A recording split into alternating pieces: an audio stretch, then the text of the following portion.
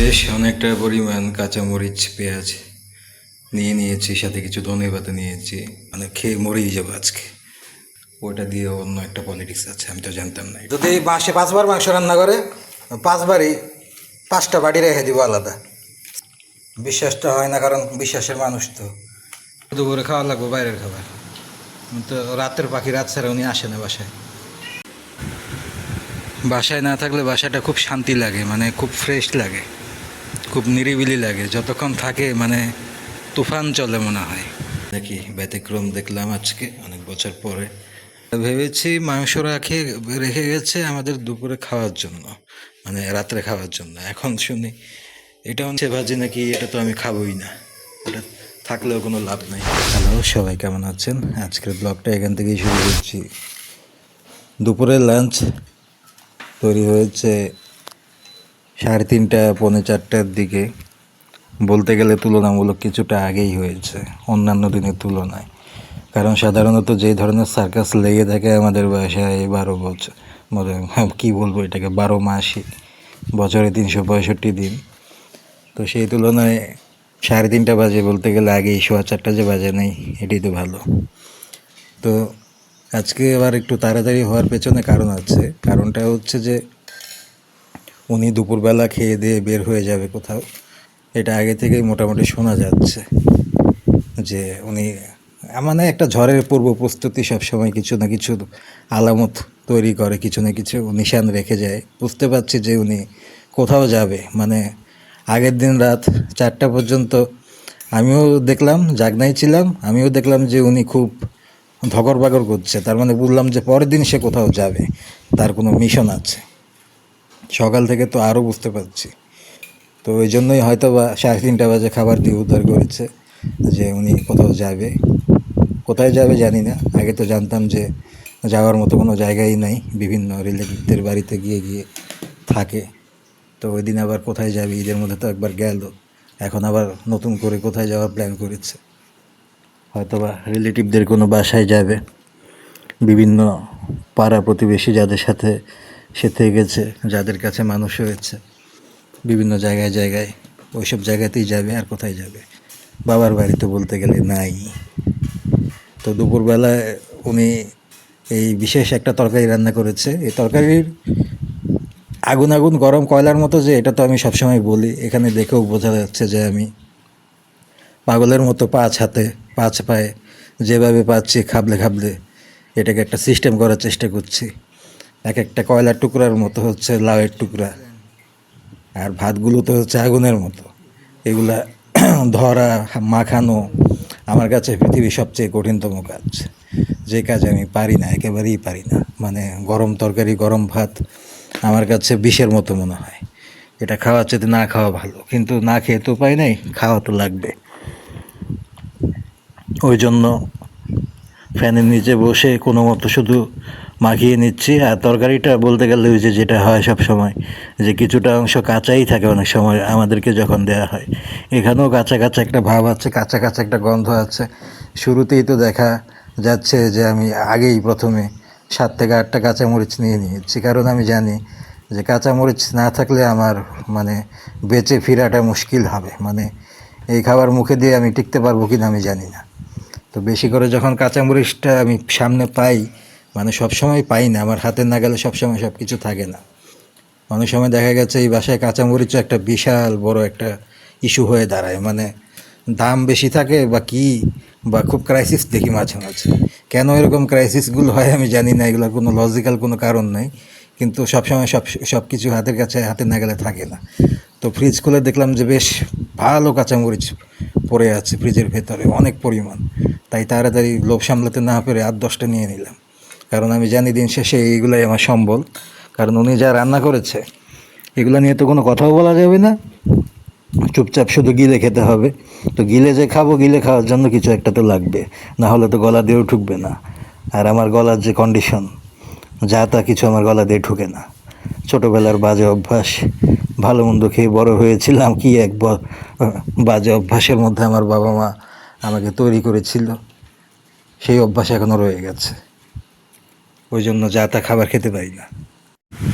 একটু পরে মাগরিবের আজান দেবে, বাইরে মেঘলা মেঘলা, ঠান্ডা ওয়েদার। ইলেকট্রিসিটি চলে গেছে প্রায় আধা ঘন্টা ধরে। ওই এই হালকা হালকা একটু একটু বাতাস, তেমন কোনো বিজলিও চমকাচ্ছে না বা খুব বাতাস, ঝড়ো বাতাস বা বৃষ্টি কিছুই না, এমনি। ওই মহিলা আজকে যেন কোথায় গেছে, হাজব্যান্ডকে রেখে যায়নি আজকে, হয়তো হাজব্যান্ড রাতে চলে আসবে। রান্নাবান্না মোটামুটি সব কিছু করে দিয়ে গেছে, ভাত তরকারি আছে সব কিছুই।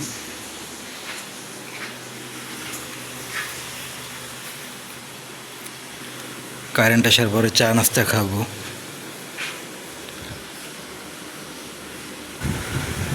বাসায় না থাকলে বাসাটা খুব শান্তি লাগে, মানে খুব ফ্রেশ লাগে, খুব নিরিবিলি লাগে। যতক্ষণ থাকে মানে তুফান চলে মনে হয়। এখন নাই, কত শান্ত লাগছে, ফাঁকা লাগছে, নির্মল লাগছে, সুন্দর লাগছে পরিবেশটা। কখনো যায় না সেইভাবে। রাতের খাবার রেডি করতে হবে। আজকে ওনারা হাজব্যান্ড ওয়াইফ বাইরে চলে গেছে,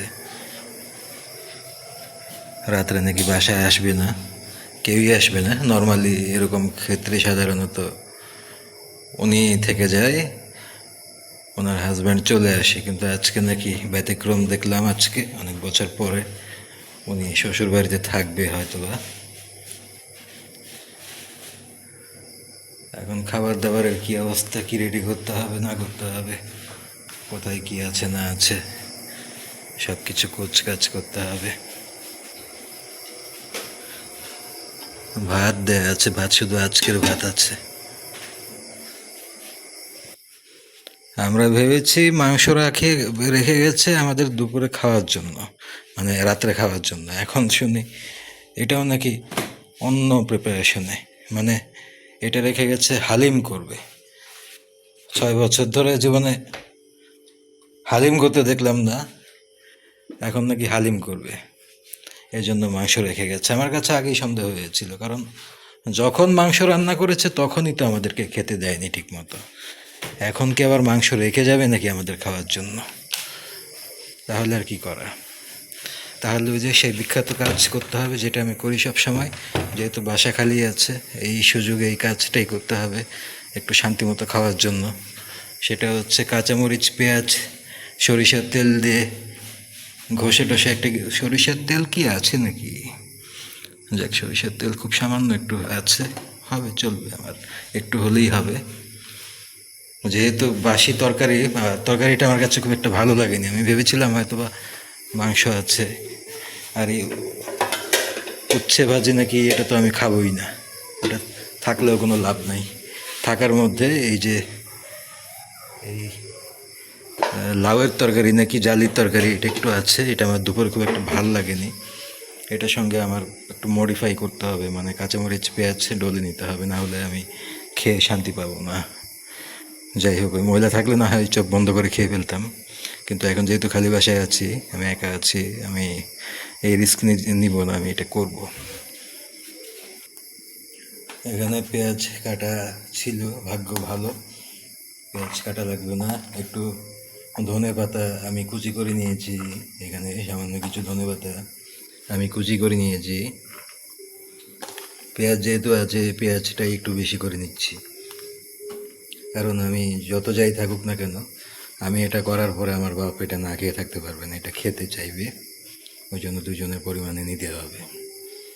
তো এখানে পেঁয়াজের পরিমাণ ভালোই আছে, পেঁয়াজ আগে থেকে কাটা ছিল, অথবা কেটে রেখে গিয়েছিল, সেটা আমি নিয়ে নিলাম। কাঁচামরিচও আছে, দেখি নেওয়া যায় কিনা। বেশ অনেকটা পরিমাণ কাঁচামরিচ পেঁয়াজ নিয়ে নিয়েছি, সাথে কিছু ধনে পাতা নিয়েছি। মনে করেন যে আজকে এক ধরনের মানে মানে এক ধরনের পটল তুলবো, মানে খেয়ে মরেই যাবো আজকে, জীবন আর রাখবো না। ঝাল টাল খেয়ে বেশি করে কাঁচামরিচ পেঁয়াজ খেয়ে মরে যাবো, সোজা কথা। জীবন আর ভালো লাগে না, কী আর করবো। ভেবেছিলাম যে মাংসের তরকারিটা আছে, হয়তো বা একটু শান্তি মতো খাওয়া যাবে, এখন দেখছি না, ওটা দিয়ে অন্য একটা পলিটিক্স আছে, আমি তো জানতাম না এটা। এখন বেশি করে কাঁচামরিচ পেঁয়াজ ডলে ডালের সাথে, বাসি তরকারির সাথে এটাই মিক্স করতে হবে। আপনার তো খাওয়ার দরকার নাই, কি মরিচ আছে না?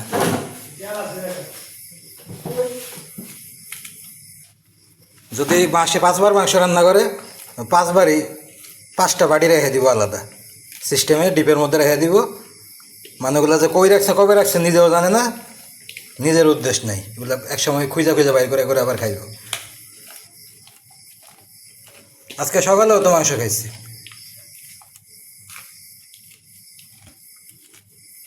যাওয়ার সময় দুপুরেও গরু মাংস খাই গেছে। তাই তো আমি কই যে মাংস রান্না করে দিয়ে গেছে, বিশ্বাস হয় না, একটু অন্যরকম লাগে। এমন ছোট ছোট টুকরা,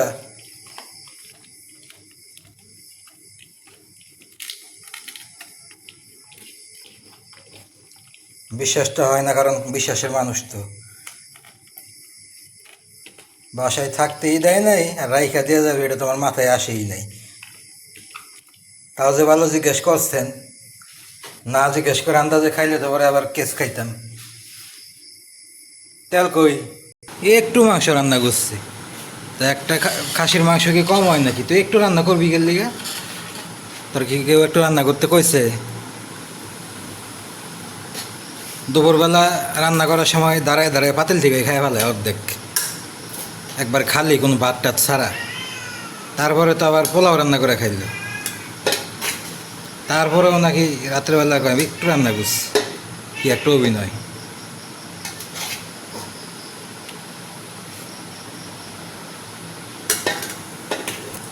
নিজেরা খাওয়ার সময় তো কম থাকে না। একদিন মাংস রান্না করলে 5 দিন খায়, আর আরেকজনে দিতে গেলে তখন নাকি খালি কম পড়ে। এটার একটু জল দিয়ে রান্না করলেও তো পারতো, তাহলে তো একটু ভাত টাত খাওয়া যাইত।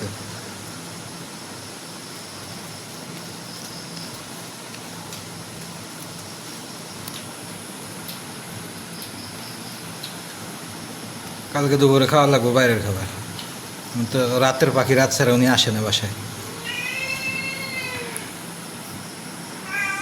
জায়গা নাই। ঠান্ডা হইব এতক্ষণে, কারেন্ট নাই।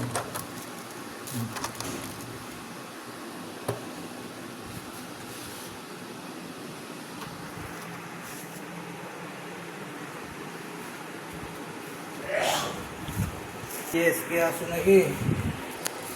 এখন সেই স্কুলে যায় না পাঠশালায় যায় নাকি নাইট ক্লাবে যায়, ওটা আমাদের ম্যাটার না। আমাদের ম্যাটার হচ্ছে দুপুরে সে আসবে না, এটা 1000% নিশ্চিত, তাতে কোনো সন্দেহ নাই। হ্যাঁ, যদি দুপুরে ওনার কাজ নাও থাকে, উনি কোথায় কোথায় যাবে, কোথায় কোথায় ঘুরবে, ওটা স্বয়ং গড নোস, আল্লাহ ছাড়া কেউ জানে না, এটা উনি নিজেও জানে না।